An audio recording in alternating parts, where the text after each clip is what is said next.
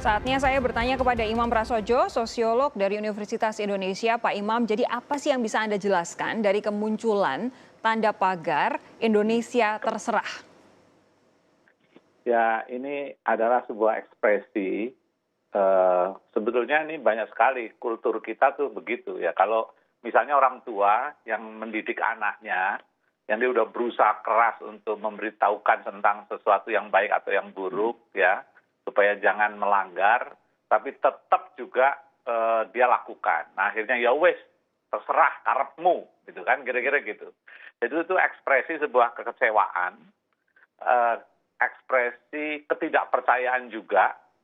Ya, jadi apa namanya, menjadi sikap akhirnya ya acuh tak acuh sebetulnya. Jadi bisa menjadi civil disobedience. Jadi hati-hati ya terhadap apa namanya, situasi seperti ini yang menciptakan hal seperti itu kepada tenaga medis. Tentu tenaga medis tidak akan mungkin secara terbuka bicara tentang saya akan mogok atau apa. Dia tahu persis karena udah pernah terjadi yang salah kata ya atau salah pemberitaan terus akhirnya malah berbalik dibully. Nah tapi ini kita harus paham ya psikologisnya para tenaga medis yang sudah berjuang mati-matian terus tidak direspon dengan proporsional gitu di luar. Nah juga saya juga membayangkan hal yang sama tenaga kepolisian yang siang malam juga mengalami hal yang sama. Nah jadi itulah yang terjadi. Tapi begini, tadi Anda sempat menyebutkan bahwa ini bisa jadi sebuah bentuk kekecewaan dan juga rasa tidak percaya. Kekecewaan dan rasa tidak percaya ini ditujukannya kepada siapa? Ya, the whole system ya.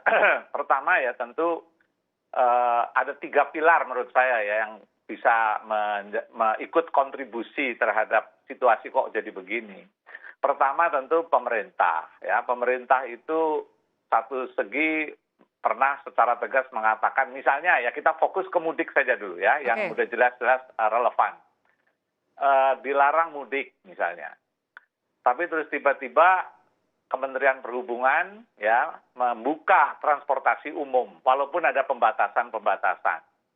Tapi semua orang tahu bahwa transportasi umum dibuka ya walaupun katanya dengan protokol kesehatan ya tidak akan mungkin itu bisa berjalan karena pertama memang sudah ada animo orang itu kepengen pulang kampung.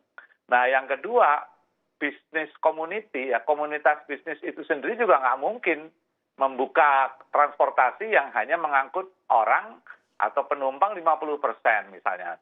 Nah udah gitu kultur Indonesia banyak sekali pelanggaran-pelanggaran. Nah jadi akhirnya regulasi dari Kementerian Perhubungan, saya mohon maaf kalau saya terpaksa harus mengatakan bahwa lubang terbesar adalah di Kementerian Perhubungan.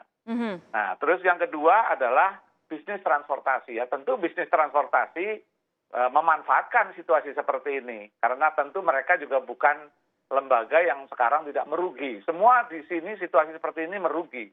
Nah tentu dengan pembatasan-pembatasan yang tadi ya harus ada physical distancing dan sebagainya, tentu akan merugikan mereka. Oleh karena itu sangat mungkin menjadi upaya-upaya untuk melakukan kreativitas negatif. Ya artinya jadi akhirnya tidak ada physical distancing yang ketat. Nah, pada saat yang sama masyarakat, tadinya saya mengatakan begini, mungkin masyarakat yang tidak ada pilihan, dia harus pulang karena di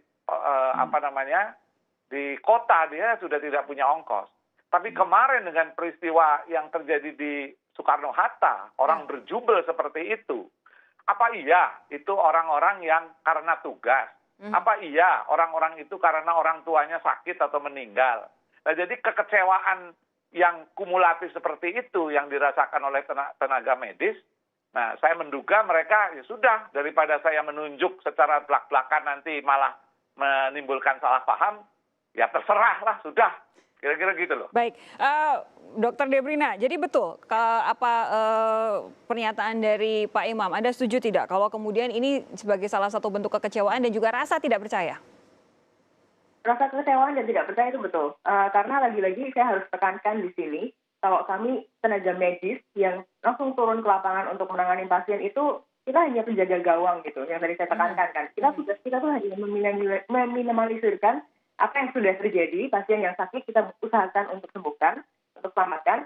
Tapi yang lebih berperan penting secara langsung kayak jadi strikernya gitu dalam memutuskan penyebaran virus ini adalah masyarakat dengan cara social distancing.